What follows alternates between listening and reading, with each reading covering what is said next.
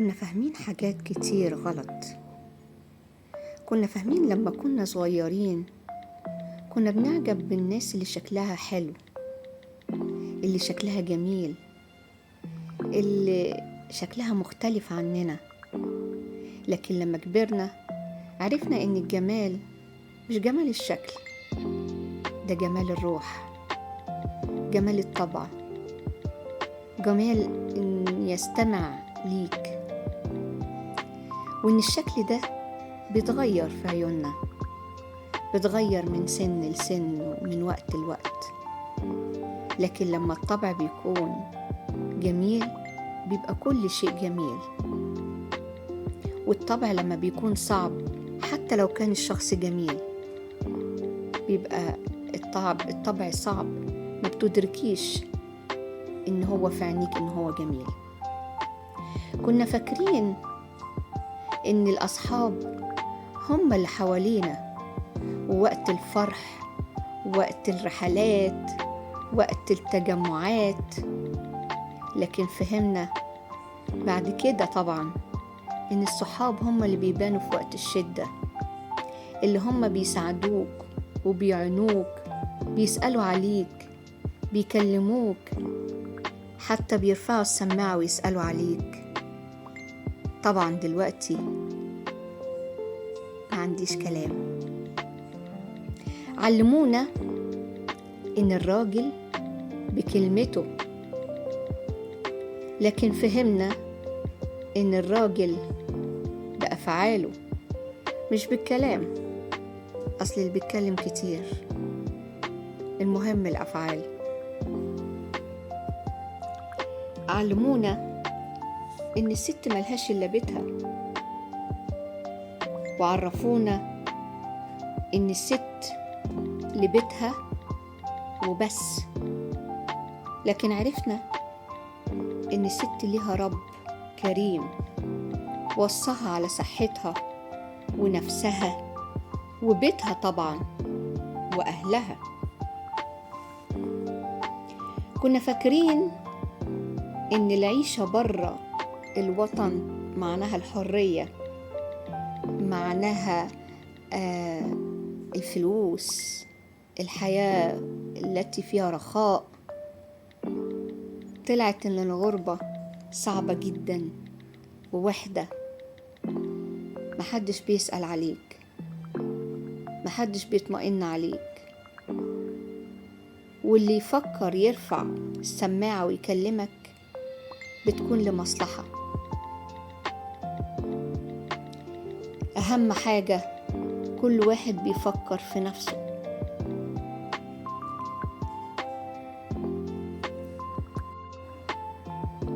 ولو حد حتى يفكر يكلمك يقولك أنا آسف، أصلي مشغول، مش فاضي. طلع والحقيقة إن الوطن هي الأمان والأهل والأصدقاء. كنا فاكرين إن الخصام دي عبارة عن معاتبة وصلح. طلع إن الخصام، وخصوصا لما يكون كتير جدا، بيعلم البعد. قالوا لنا إن تعليمنا وشهاداتنا هي اللي هتضمن لنا عيشة هنية وراقية وجميلة. أخدنا الشهادات وبعدين لقينا الناس اللي معها الشهادات هي اللي غنت أغنية، عملت أي كوبليه على تيك توك، على أي موقع، حتى في الطبيعة، وكسرت بالأغنية الدنيا كلها. فهمنا من بعد كده مش الشهادات هي اللي هتخليك غني أو هتخليك عايش عيشة هنية. فهمنا إن الرزق ده هو نصيبك من عند ربنا. حفظونا اللي يخاف يسلم. وعرفنا لما كبرنا إن الخوف ده كان واقف حائط في طريقنا. كنا فاكرين اللي بيضحي ده بطل، ده شجاع، ده ضحى. لكن فهمنا إن الدنيا أخد وعطا، واللي بيضحي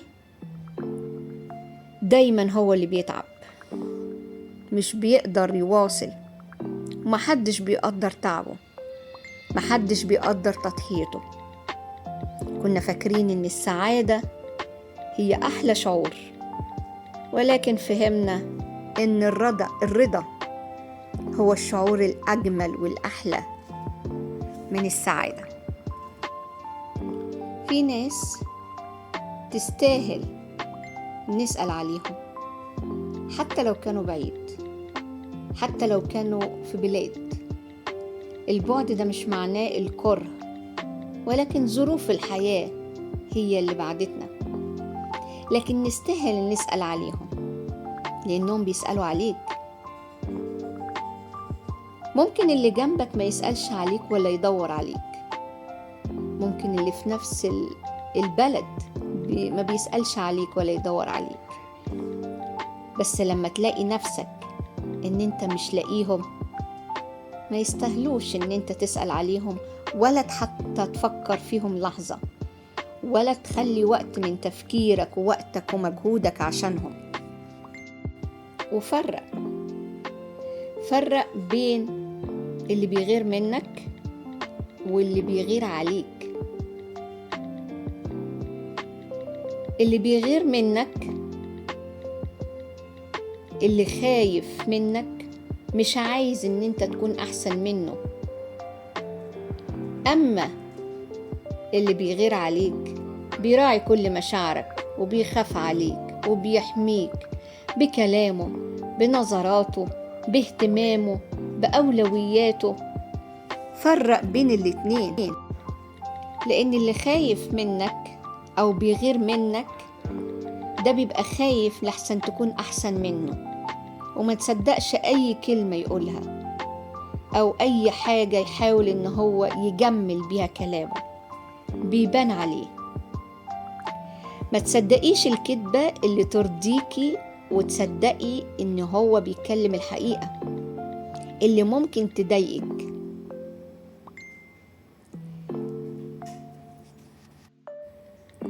أهم حاجة إن إحنا فهمنا اللي كنا فاهمينه غلط. أهم حاجة إنه ندرك الحياة اللي حوالينا مش زي ما كنا فاهمين، ونحاول نبص للحياة اللي تخلينا في حياة أفضل نفسيا ومعنويا.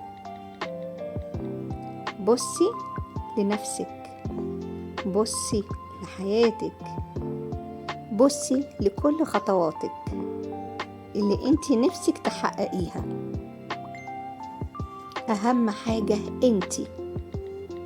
انت وحياتك انت.